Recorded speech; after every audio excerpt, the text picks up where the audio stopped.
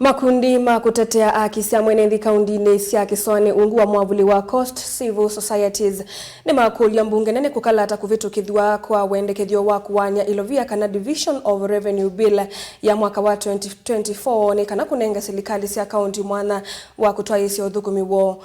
Uni tina wa Mbunge Nene na ila ya Senate kuoneka maivathukana nthini wa mutalatala na ula wekiwe mawali uku Mbunge Nene ya kuola ilovia Sya Kaunti kuma silingi bilioni 800 bilioni 380. Mwenekevila wa Makundi ya Zedekia Adika nukuweta kana yu Silikali Sya Kaunti yamba kumini ya maundu ma budget ni kwithiwa mutalatala wa kuaan'ya ilovia winamba kumini wa undu vailite. Angelina Mose nukutuelesya.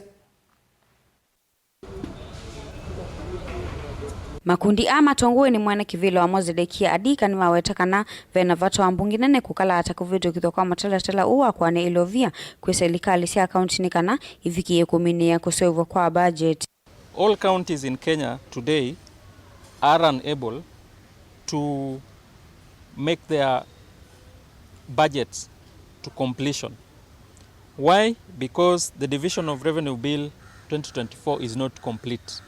You remember the Gen Z protest and the subsequent withdrawal of the initial bill that was there, that was bringing around 400 million to the counties. We ended up with a process where the National Assembly and the Senate were unable to agree on the contents of the Division of Revenue Bill. Adika nukweta kana vena vata waki kukalaata kana Silikali Sya Kaunti itwaisya uthukumi wayo undu vailite une itino wa Mbunge Nene na ila ya Senate kwithwa ivitu kana maunduni ma mutalatala wa kuaan'ya ilovia wa mwaka wa 2024 na vala Mbunge Nene yasukumiswe kuola kwa ilovia isi ya kaunti kuma bilioni 400 nginya bilioni 380. So we want to ask Parliament that they must fast track the process of ensuring that the Division of Revenue Bill 2024 comes to completion so that counties are able to complete the process of budgeting. Wanawiva maundu ni meokone kuwano kwa uthukumi wa Silikali Nene na ila Sya Kaunti niwawetekana ni wailete kutwaiwa kwa metukini kana kunenga ukumu Silikali Sya Kaunti kutwaisya amwa mama uthukumi vandu va kwithwa Silikali ya kati itwaisya amwa mama uthukumi na ala mailete kutwaisya ni Silikali Sya Kaunti siesyoka.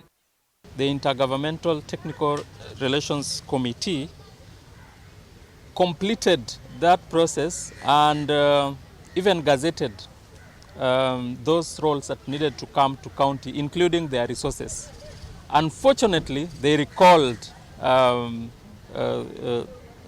that gazette notice, and to date, those functions have not come to county.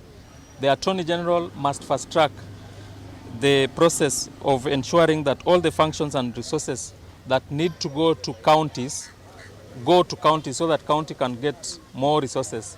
We do not want a situation where national government comes down here to put market for us. Let the national government do its works, let the county governments do their work.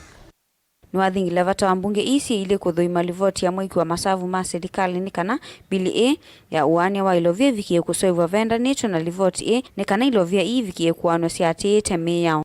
The National Assembly and the Senate must fast track their processes of enhancing, of looking at the Auditor General report so that even the Division of Revenue Bill is made with the last audited reports.